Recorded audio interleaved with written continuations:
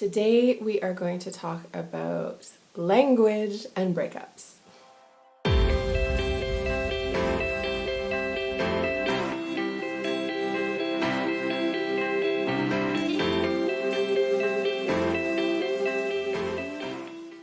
Hi guys, welcome back to my channel. Usually I talk about law of attraction stuff on here, and this does have something to do with that, but it's a little bit more esoteric, so bear with me, you guys. If you're not really woo-woo, this might not be the video for you, but it might be, I don't know, so keep watching, we'll find out. So today I want to talk about language and breakups, and why I think it is time for us to change the way we talk about relationships, specifically when it comes to breakups. So I have talked on here before, and I've written on my blog before about the immense power of language. And whether we like it or not, language is the program that our brain uses. So I challenge you to think thoughts that don't require language. It is possible, but it's not possible. Most of us, we need language to hook our thoughts onto. That is the basis. So that is our operating system. In a way, it is our programming language. But the thing is, with this programming language, it's not like anyone created it maliciously, but there are some negative aspects to the way we speak about certain things, and especially the way we speak about love and breakups. So just the word breakup alone, it implies violence. It implies hurt. Like if you say the word breakup, you can feel the weight of that inside of you. And it's the same thing with getting dumped, having a crush. All of these things are so violent sounding. And when we use violent sounding words to describe what has happened to us or to describe the way we feel, we are basically amplifying the negative parts of the way we feel with those words. So it is hard to talk about breaking up with somebody or being dumped without feeling this feeling inside of us, and I blame the language for a lot of that. I mean, of course, the situation in real life,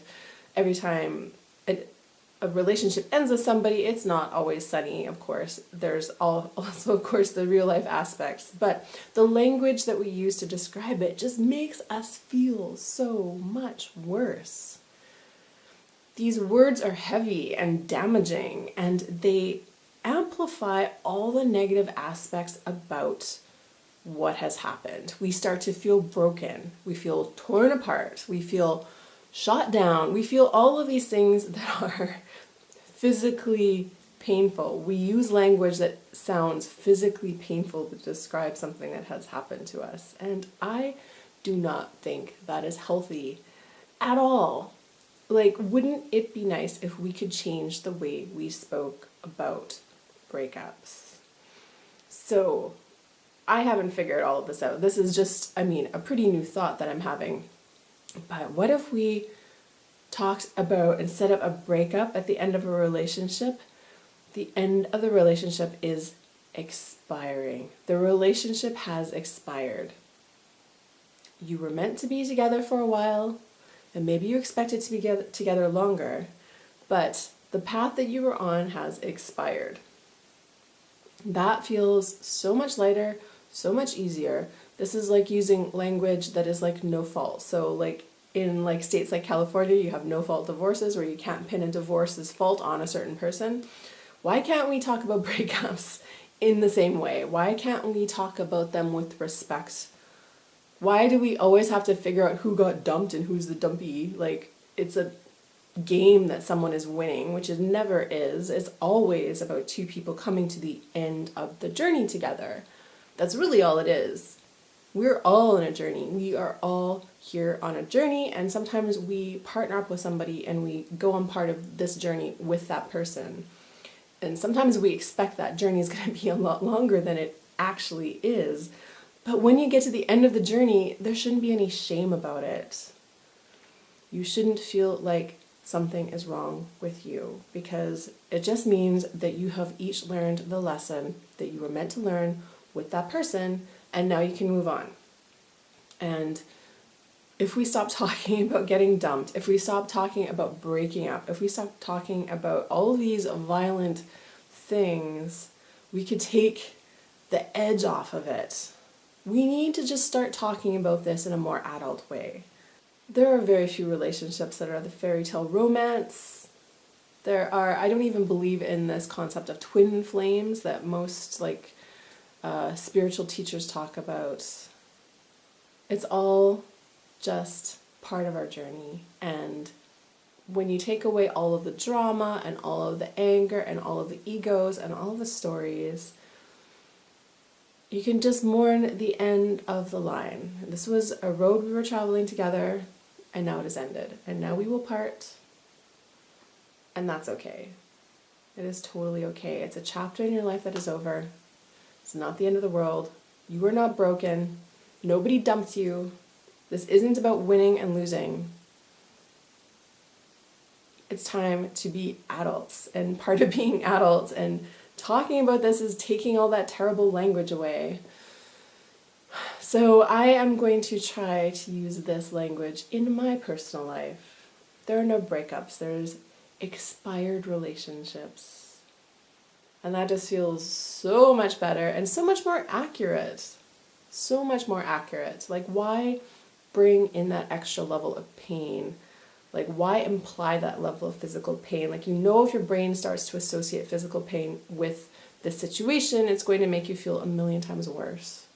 So let's just talk about expirations. Things expire. And it's okay. It is okay. We have expectations about relationships, and sometimes those expectations are not what actually happens. That's okay. We are all constantly growing and expanding as humans. That is our job.